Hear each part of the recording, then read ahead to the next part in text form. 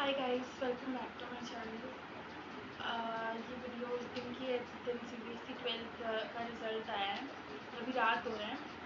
अच्छा, जब मैंने बहुत डिसअपॉइंटमेंट तो है, मना नहीं करूँगी इस बात से, पर इससे मतलब स्टार्टिंग में मुझे लग रहा था कि हो सकता है कि कि मैंने अच्छे से पढ़ाई नहीं की है, या फिर मैं नहीं लिख पाई, या फिर मेरी ही मेहनत में कमी रह गई है। मतलब सब कुछ लग रहा था कि हो सकता है मेरी गलती है, मैंने कुछ नहीं किया होगा, मेरे से छूट गया होगा।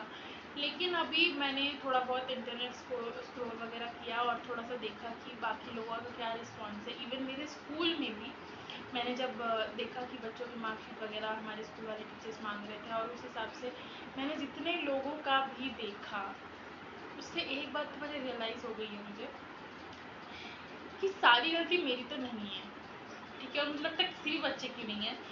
जिस बच्चे ने इतनी मेहनत की, मतलब रात को बैठ के मुझे इस बात का रिग्रेट हो रहा है, अभी रात के 2 बज रहे हैं और मुझे इस बात का रिग्रेट हो रहा है कि मैंने पूरे साल मेहनत की, पूरे साल रात भर जाग कर, सुबह जल्दी उठकर मैं अपने एमसीक्यू लगा रही हूँ, क्वेश्चन आंसर्स कर रही हूँ, मैं नीट की भी प्रिपरेशन कर रही हूँ, ठीक है। एक री नीट का ट्रॉमा तो है ही, उसका तो साइड हटा दो। लेकिन एटलीस्ट बीएससी में तो उम्मीद थी, लेकिन अब वो भी नहीं रही। सीरियसली, एक तो आप बच्चे के साथ कितना बुरा कर सकते हो, आप वो कर रहे हो। देखो, जिसने नहीं पढ़ा है उनका समझ भी आता है कि चलो ठीक है। देखो, कोई बच्चा ऐसा करता नहीं है। 12th बहुत सीरियस क्लास होती है, ऑलमोस्ट हर बच्चा ही पढ़ता है, चाहे वो बोले कि मैं नहीं पढ़ रहा हूँ, मैं नहीं कर रहा हूँ, लेकिन वो करता है, ठीक है। लेकिन आप सोचो ना कि जिस बच्चे ने मेहनत की है उसके ऊपर से क्या बीत रही होगी। आपने 98 वाले बच्चे को 90% दे रखे हैं और 90% वाले बच्चे को 80% दे रखे हैं। मतलब कोई पॉइंट है इस बात का? ऑप्शनल तक में मेरे 90 प्लस नहीं गए हैं, जो मैंने सोचा था। मतलब मेरा मिनिमम था कि 90 तो आएंगे ही, मैक्सिमम मेरा 95 था, ठीक है। ऑप्शनल भी नहीं, वो मेरा स्किल सब्जेक्ट था।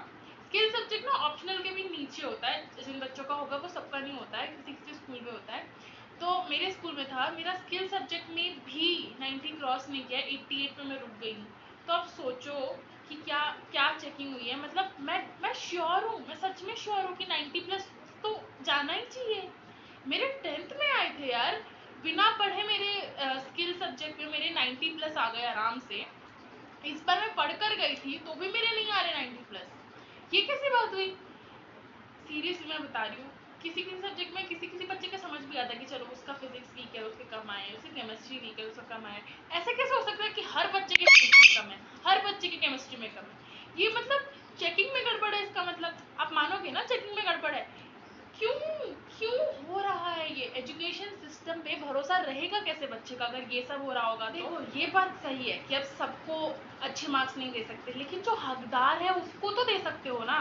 और क्यों इनको हर एक्सपेरिमेंट हमारे बैच के साथ करना होता है? क्यों क्यों हर बार कुछ नया लाना है, इनके बैच पे थोप दो, इनके बैच पे थोप दो? ये तो नाइंसाफी होती है ना।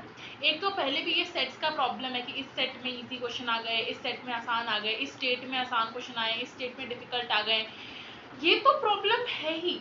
चलो छोड़ो, इसको भी नज़रअंदाज करो कि छोड़ो, अगर बच्चे ने पढ़ा होगा तो वो कर लेगा। अरे बच्चा पढ़ के गया, आंसर देकर गया है, लेकिन फिर भी अगर उसके मार्क्स नहीं आ रहे, तो यहाँ गलती किसकी है? यहाँ भी बच्चे की गलती है। कभी कोई मानना क्यों नहीं चाहता है? और सच बताऊँ, बहुत सारे पेरेंट्स ने एक्सेप्ट भी कर लिया है कि कोई बात नहीं बेटा, अच्छे मार्क्स है, अच्छे मार्क्स है। लेकिन बच्चा एक्सेप्ट नहीं कर पा रहा है ना, क्योंकि उसने तो मेहनत की थी, उसने तो दिन रात एक किया था ताकि उसके अच्छे मार्क्स आ सके 12th में। क्योंकि देखो, सोसाइटी के हिसाब से हो या किसी के भी हिसाब से हो, ये बात तो है ना कि 12th के मार्क्स थोड़े बहुत मैटर तो करते हैं। एटलीस्ट इस टाइम पीरियड में तो करते हैं ना। लोग कह रहे हैं अरे बेटा कुछ नहीं होता, 12th के मार्क्स 5 साल बाद कोई मायने रखेंगे। भाई अभी तो रख रहे हैं ना, अभी तो रख रहे हैं ना। अभी उसको फेस कैसे करना है ये कोई नहीं बता रहा है। मैं सच बता रही हूँ, जो गुजर रहा है ना बच्चों पे, वो कोई नहीं समझ सकता। Please please do something with it. क्योंकि कितना मेस क्रिएट हो चुका है ना पूरे इंडिया में। ये 2-3 साल से कुछ ना कुछ बकवास हो जा रहा है, इसका ये हो गया, ये वाले पेपर में ऐसा हो गया, इस पेपर में गफला हो गया। ये कब तक चलेगा? कब तक चलेगा ये सब? सीरियसली बच्चे अब्रॉड जाने का सोच रहे हैं, क्योंकि इंडियन एजुकेशन सिस्टम पे किसी का भरोसा ही नहीं है। क्यों इतना कमजोर क्यों है? और आप एक्सपेक्ट करते हो बच्चों से कि वो होने चाहिए एकदम ताबड़तोड़, सारे सब्जेक्ट में ऐसे, इसमें इस फील्ड में भी अच्छा कर रहे हैं, उस फील्ड में भी अच्छा कर रहे हैं, तो आप भी तो थोड़ा कुछ तो करो, इज्जत तो रखो एटलीस्ट उनकी। खैर मैं अपना बता देती हूँ कि मेरे इस बार एग्ज़ाम में मतलब 10th से कम आए हैं 12th में परसेंटेज, और बहुत अच्छे नहीं हैं। मैं भी अपने परसेंटेज इसलिए नहीं बताना चाह रही हूँ क्योंकि मैं 2 एग्ज़ाम्स री-इवैल्यूएशन के लिए डालने का सोच रही हूँ, क्योंकि मुझे सच में उम्मीद है कि मैं इतना ख़राब परफॉर्म तो नहीं कर सकती। इस वजह से मैं अपना स्किल सब्जेक्ट और मेरा बायोलॉजी, ये 2 सब्जेक्ट मैं डालने वाली हूँ री-इवैल्यूएशन, और मैं सजेस्ट करूँगी कि आप भी डालो। एटलीस्ट ट्राई तो करना बनता है कि मतलब हार नहीं माननी होती ना, कुछ भी करो हार तो नहीं मान सकते, आखिर तक कोशिश तो मैं करूँगी। उसके बाद फिर नया एटलीस्ट पता है एंडिंग अच्छी होनी चाहिए। ये बात लोग समझ नहीं पा रहे हैं कि एंडिंग अच्छी होनी चाहिए, चाहे शुरुआत कैसी भी हो। सब बच्चों ने एंडिंग अच्छी एक्सपेक्ट की थी, लेकिन जैसा हाल है दिख तो नहीं रहा है। तो आई होप कि लोग समझें और इस बात को थोड़ा सीरियसली लें। मैं अपने परसेंटेज बता दूँगी, पर पहले री-इवैल्यूएशन हो जाए और मेरी पूरी कोशिश मैं कर लूँ उसके बाद। थैंक यू और सॉरी